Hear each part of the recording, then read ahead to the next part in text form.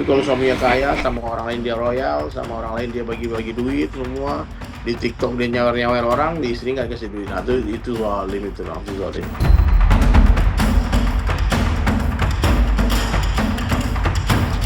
Itu bagaimana Bang kalau Itu dalam hukumnya penelantaran. Oh, Itu juga bisa dipidana.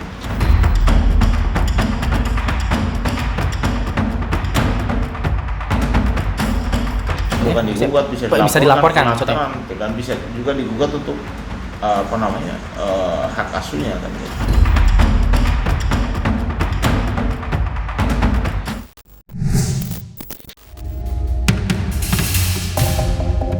Kabar mengejutkan datang dari rumah tangga beauty influencer kondang, Tasya Farasya, dan suaminya, Ahmad Assegaf, yang belakangan ini tengah menjadi sorotan publik.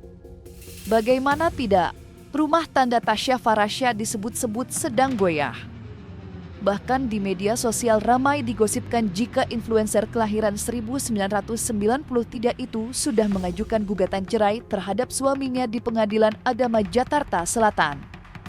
Kabar retatnya rumah tangga Tasya Farasya makin menguat usai beberapa hari ini unggahan Tasya di media sosial ramai menjadi sorotan.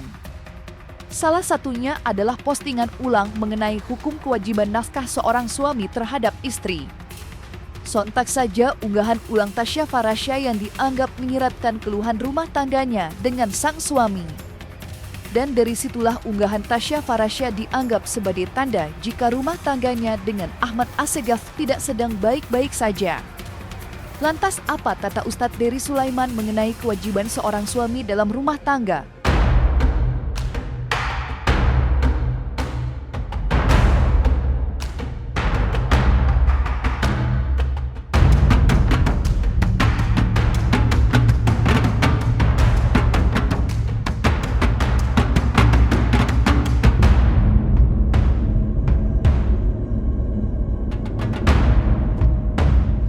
Ya lahir batin bang, sandang, pangan, papan, ya itu lahir itu, termasuk hubungan suami istri itu lahir itu. Yang batin ini yang paling penting lah, agama bang, mendidik istri agama, mengenalkan Allah kepada istri, mengenalkan Rasulullah SAW kepada anak istri, nah, itu kewajiban suami bang. Nah, maka nggak mudah untuk menjadi seorang suami itu. Makanya suami yang tidak mendidik istrinya agama, maka dosa istri mengalir ke dia bang. Kalau kita nih laki-laki nikah terus suaminya nggak mendidik agama anak istrinya, nah maka dosa anak istri itu mengalir ke suami sebagai penanggung jawab. Hukumnya kalau dia nggak mampu ya mau diapain bang? Kalau dia mampu terus menyengaja, dia zalim bang. Nah, kalau istri itu sudah dizalimi maka istri berhak atas dirinya dia untuk menuntut khuluk namanya bang. Ya pergilah pengadilan agama, dikatakan aku tak mau bersuamikan dia, minta cerai, nah nanti hakim akan putuskan. Kadang-kadang gitu laki-laki itu dia nggak menafkahi istrinya, satu sisi dia nggak mau menceraikan juga, itu zalim. Makanya nasihat saya kepada para wanita nih, kalian carilah laki-laki yang saleh, yang paham agama. Kalau dia mencintaimu dia akan memuliakanmu, kalau dia tak mencintaimu dia tak akan menzalimimu. Nah, tapi kalau suaminya kaya, sama orang lain dia royal, sama orang lain dia bagi-bagi duit semua, di TikTok dia nyawer-nyawer orang, di istri nggak kasih duit. Nah, itu zalim, itu langsung zalim. Kalau dia masih cinta dia bersabar, kalau udah enggak dia memang ada pilihan lain ya. Perceraian itu adalah solusi dalam Islam. Perceraian itu bukanlah sebuah maksiat, bukan sebuah dosa, maka tidak ada hubungan dengan dosa. Perceraian itu halal. Kalau halal berarti bukan sebuah kesalahan. Jadi Islam itu memuliakan wanita. Kalau wanita tadi memang sudah terzalimi, tersakiti, maka dia berhak untuk menuntut cerai. Silakan. Kalau memang itu tidak membahagiakan pernikahan, silakan berpisahlah karena Allah. Gitu. Kalau kalian memang mampu ya, boleh punya istri 2, 3, 4. Jangan maksiat. Kalau nggak mampu satu aja, jangan macam-macam. Berpuasa, tahan dirimu. Jangan maksiat kepada Allah, jangan maksiat, itu aja aku bilang, jangan maksiat. Haram lah bang, nggak boleh berselingkuh bang, nggak boleh berkhianat. Perintah Islam itu memerintah pernikahan itu bukan sampai mati, tapi sampai jannah, sampai surga. Karena hakikat cinta, hakikat pernikahan itu di surga bang. Jadi kalau udah bersumpah di hadapan Allah, ya untuk bertanggung jawab, ya, mengambil anak orang, ya, untuk dijadikan istri, maka tanggung jawab ayahnya berganti kepada suaminya, menafkahi lahir dan batin, bukan hanya makan minum tapi juga agamanya, gitu ya. kebutuhan rohaniahnya gitu bang. Ya, nah, kalau selingkuh ini notabene bermaksiat ya nggak boleh bang. Tapi kalau selingkuh tuh orang bilang dia nikah lagi diam-diam itu bukan berselingkuh bang. Meskipun diam-diam itu dalam Islam tuh masih diperbolehkan sir kan untuk kemaslahatan umpama ya mungkin bisa terjadi fitnah. Meski dikabarkan hubungan rumah tangganya sedang diterpa isu tak sedap, Tasya Farasya baru-baru ini mengunggah keseruannya bermain padel dengan teman-temannya. Kebersamaan Tasya dengan teman-temannya seperti mengisyaratkan jika dirinya saat ini sedang baik-baik saja, tak seperti yang diberitakan dan dibicarakan banyak orang. Terutama mengenai rumah tangganya dengan sang suami Ahmad Assegaf. Dan seperti inilah kekompakan dan keseruan Tasya Farasya dan teman-temannya bermain padel di tengah isu panas mengenai rumah tangganya yang dikabarkan sedang di ujung tanduk.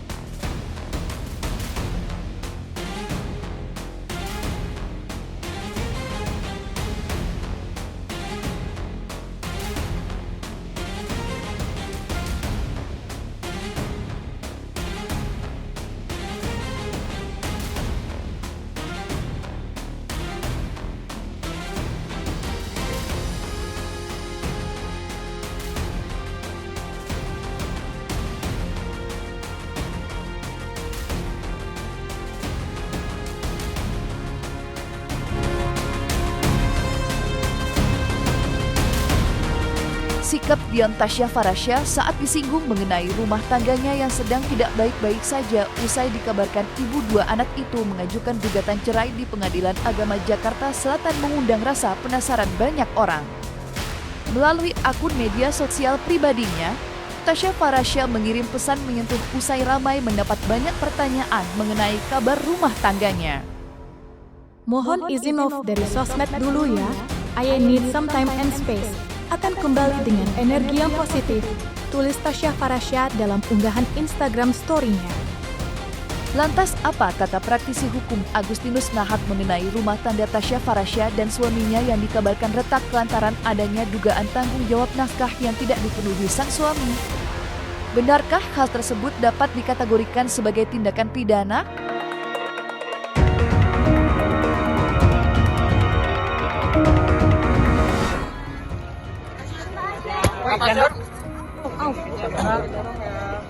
Kak menggugatnya kapan sih Kak? Alasannya apa, mungkin pemicunya Kak? Masih sarungan ya Kak?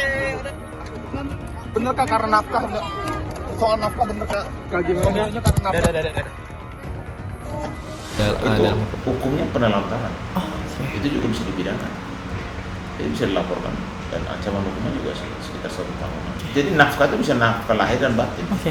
Salah satu tidak diberikan, itu bisa jadi alasan untuk jadi dasar untuk perceraian.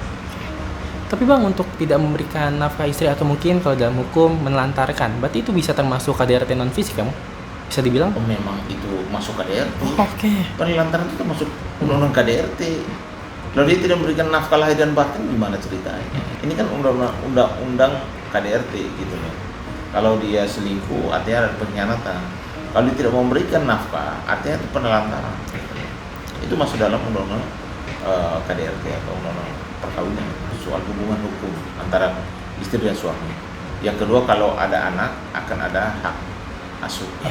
Yang ketiga, ada harta bersama yang akan menjadi pokok gugatan tersebut. Kalau sudah bercerai, sekarang soal anak. Kalau anak di bawah 12 tahun, udah pasti kan hak asuh di ibu.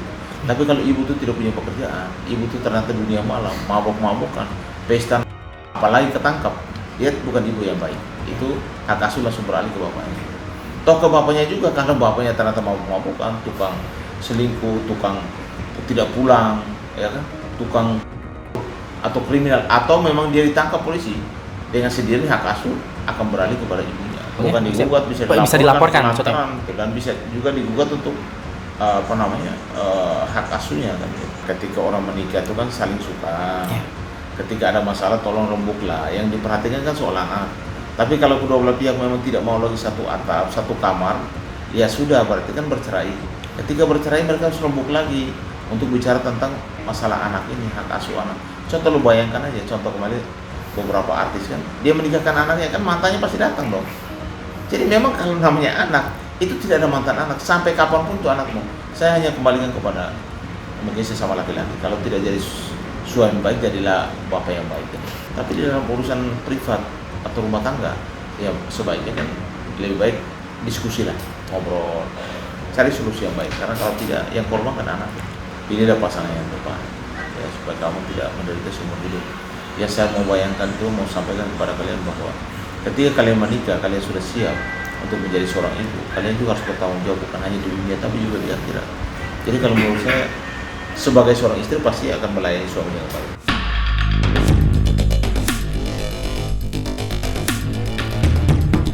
Kabar retaknya rumah tangga Tasya Farasya dengan suaminya memang mengejutkan. Terlebih belum lama ini Tasya sempat bermimpi jika suaminya, Ahmad Assegaf, kepergok selingkuh. Itu diceritakan Tasya pada saat tampil dalam suatu podcast. Dan kini di tengah isu tak sedap mengenai rumah tangganya, ucapan Tasya kembali viral menjadi perbincangan di media sosial. Terlebih isu retaknya rumah tangga Tasya disebut-sebut adanya orang ketiga. Dan seperti apa persisnya mimpi Tasya yang mempergoki suaminya berselingkuh? Mungkinkah hal itu sebuah petanda mengenai konflik yang terjadi saat ini? Gue mimpi suami gue selingkuh sama lo. Amit-amit banget. Terus gue pergokin di kamar mandi. Gue kayak lagi apa? Di kamar mandi ngapain? Gitu-gitu. Iya coy. Oh my god. Jadi sejak itu gue kalau ngobrolin tentang brief Erika atau apa ke suami Skip aja gue, deh. kayak enggak. Aku besok mau podcast ya sama Oh gitu. Iya sih, tapi kalau mimpi tuh emang kadang mempengaruhi nggak sih? Lo pernah nggak tapi kayak gitu? Sering banget lagi. Iya. Terus kayak ketemu suami gue kayak, aku gak salah apa-apa ya, kata dia. Ini tapi kamu selingkuh di dalam mimpi itu. Ma, aku salah apa Jadi ya, itu kayak Kak? nyata gitu. Dan sekarang aku bersama selingkuhan suami Halo. aku.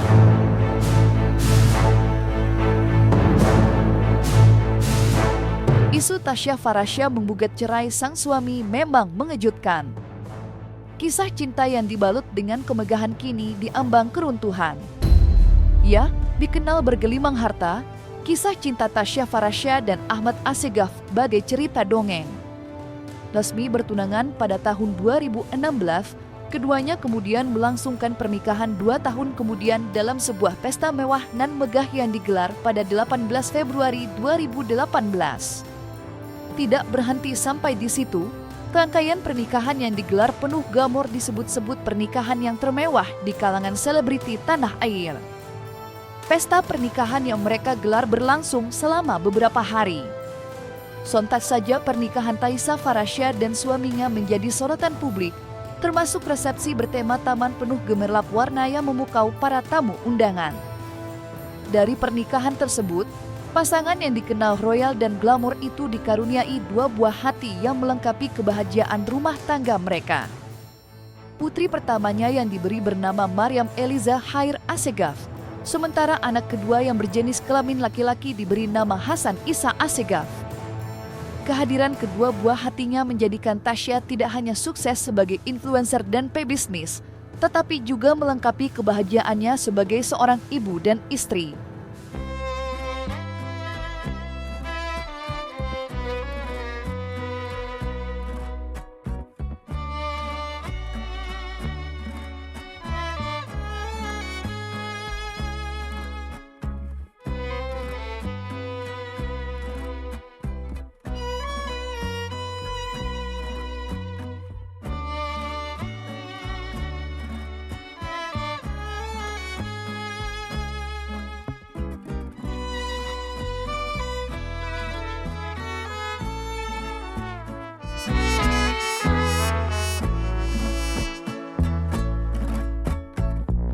Jangan lupa untuk like, subscribe, dan juga share channel YouTube Cumi Cumi.